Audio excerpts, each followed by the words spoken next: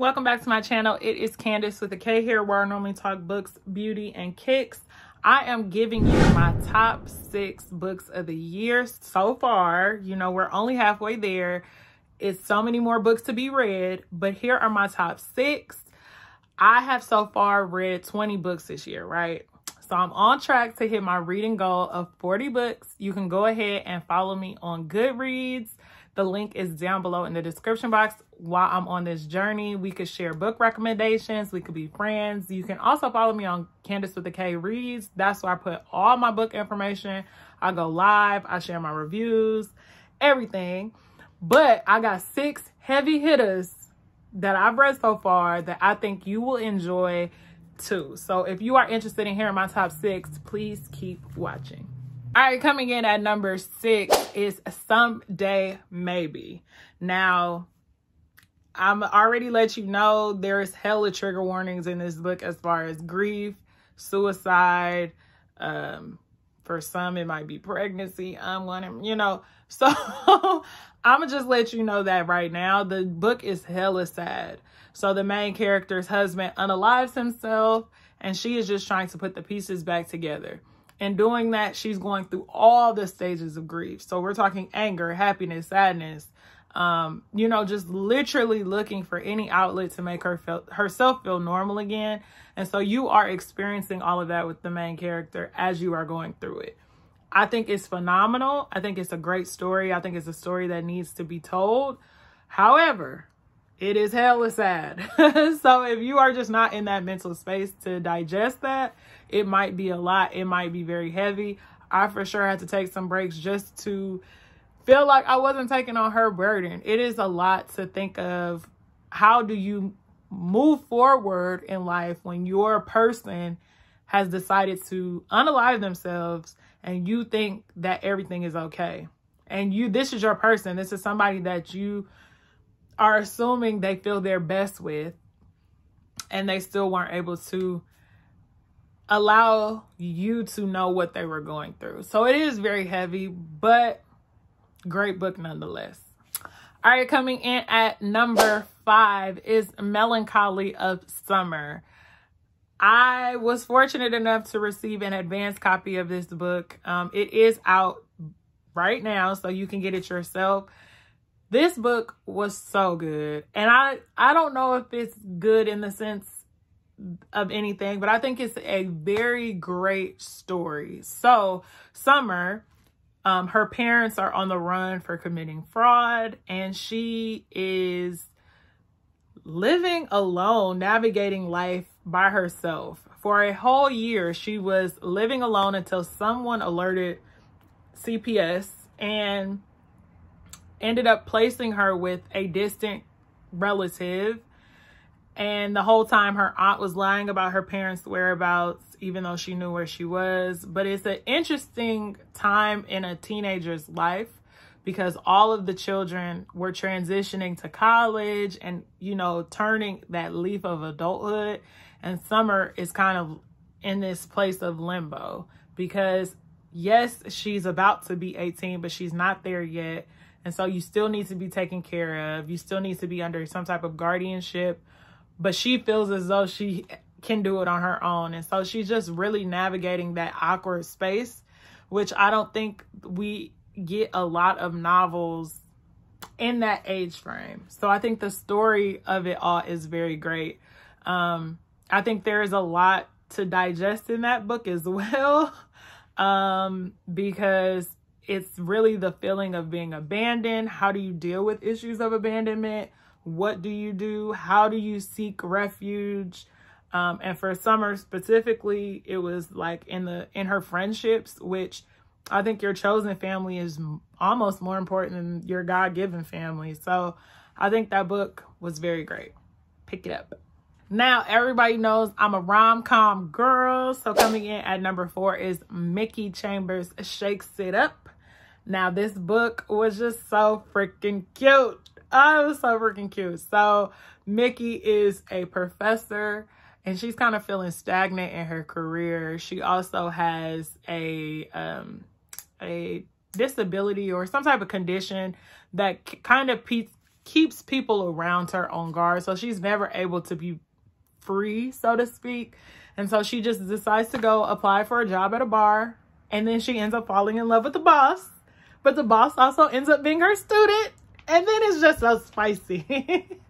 It's just so spicy. It's so cute.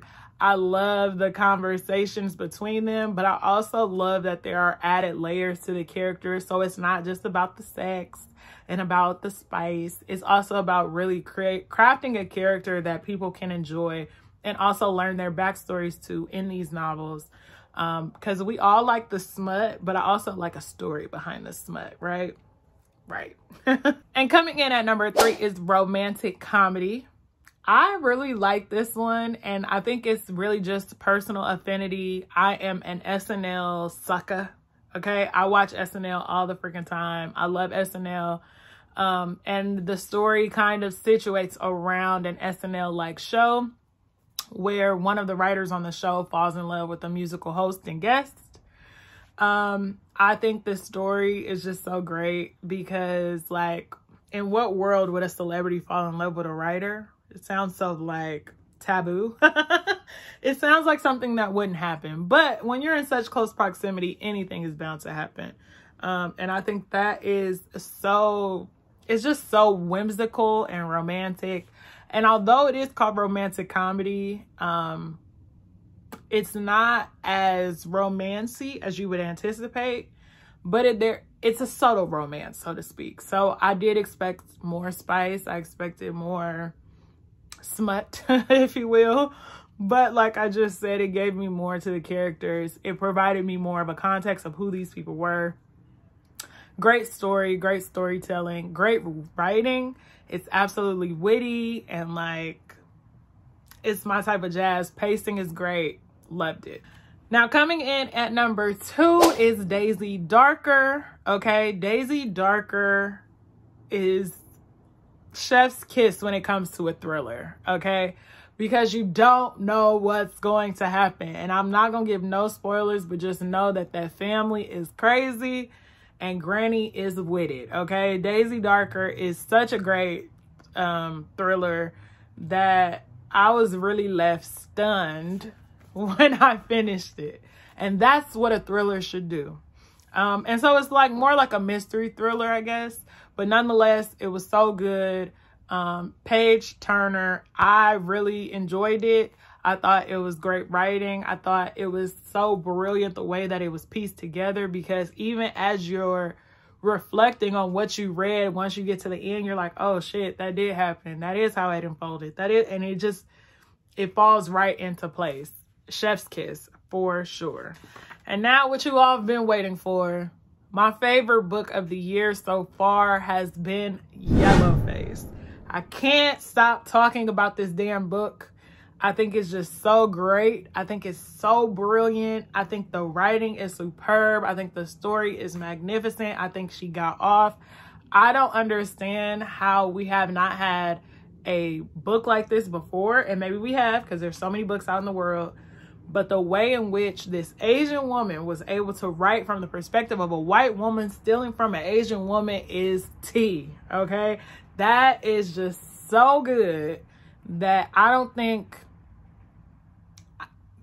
it's the mind. The mind to be able to do that is crazy. The book is witty, it's funny, the pacing is great. It doesn't drag, it's not slow, it's a constant move. The book is great. And so I will be shocked, utterly shocked, if anything is able to top this before the year is over. We still got about 6 more months, so anything is possible.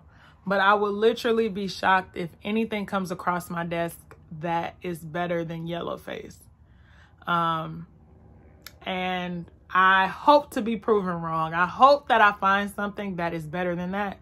But I can guarantee you Yellowface might be in the top 5 by the end of the year when it comes to the Goodreads Awards. I am so certain that Yellowface is taking the cake at all the awards this year. I'm just sure of it. I will be so happy if something else comes along, but I can't guarantee that. And so we just gonna have to wait and see, right? Nonetheless, those are my top 6 as of right now. Like I said, we still got some more months in the year to figure it all out. I'm excited to keep reading. I got some good stuff. Some books that I have in the wings that I'm really anticipating on are, you know, I've got some stuff in the bag, in the TBR that might be good competitors that might knock some of these off. And so we'll revisit all of that at the end of this year. But I want you to hit that subscribe button and make sure you follow Candace with the K Reads. All of the books mentioned, right, will be in the description box down below so that you can get a copy yourself. And I'll see you in my next video. Peace.